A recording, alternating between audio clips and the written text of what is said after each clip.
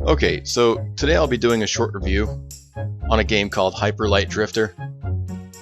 I decided to do a review on this game even though I only put a couple hours into it because it's caught my attention at being really fun.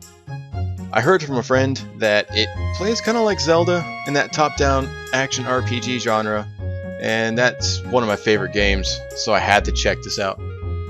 First of all, let's talk about the most noticeable thing about the game, the graphics.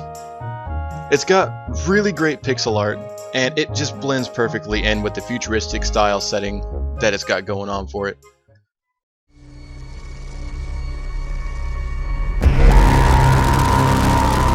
Damn, that's cool. The colors make it portray a different planet altogether, and it lets you know immediately that it's not Earth, so it's nothing you're used to, and it's going to make you want to explore more of the world.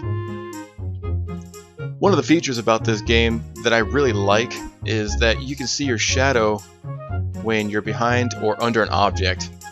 I know it isn't that important to some people, but to me, I really like to see where the hell my character is in that top-down game. They use that feature to their advantage that keeps secret paths hidden from view, but normally have some type of reward if you happen to stumble upon it. Rewards for exploration is always welcome in any game.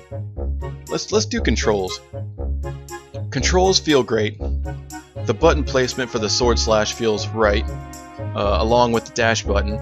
Something I'm not used to is the ability to shoot, which is R2 or RT button. It takes a little while to get used to, but once you're used to it, it's all muscle memory. After that, it does all the work.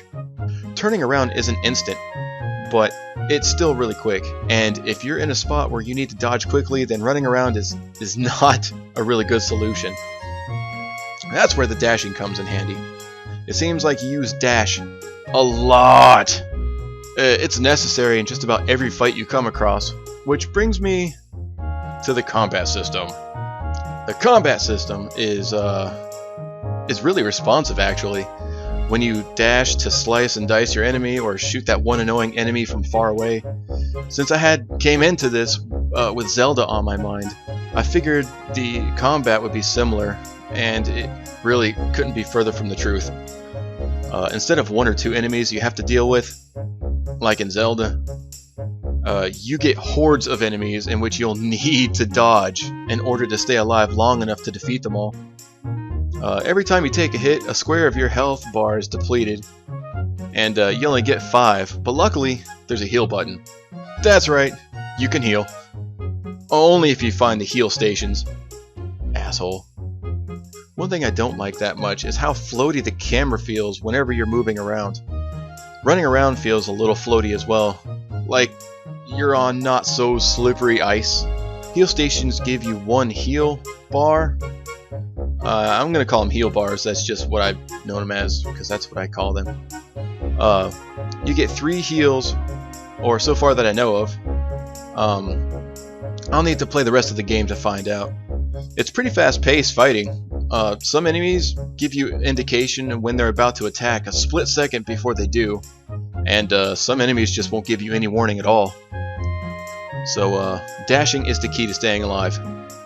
Alright, well, I'm not going to make this too much longer, so the NPCs, I've got to say something about these NPCs.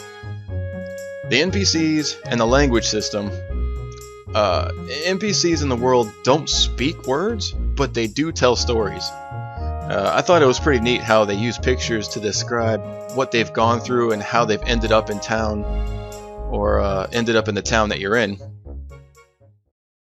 Wait, before I do that, I'm gonna go explore first.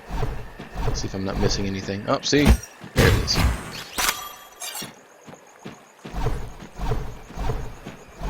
That's why you always explore.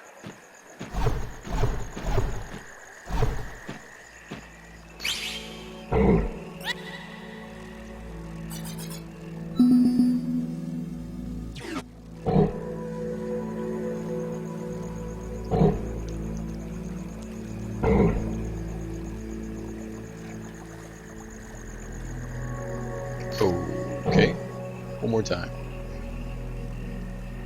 I found a square Then all of a sudden demons popped out. And then they turned different colors. And it made me think about how many people could play this game that have language barriers. It saves the developers time in translating everything and all that crap. I'm not sure how translating process works, but I can imagine using pictures can eliminate it. Oh, wait a minute. Well, never mind. They've already translated it in every language ever. Well, anyway, if you like games that are frustratingly hard and like to start back at the beginning of an area after you beat it, then this game is for you. I'm Hot Pocket, and I've got a freezer to raid.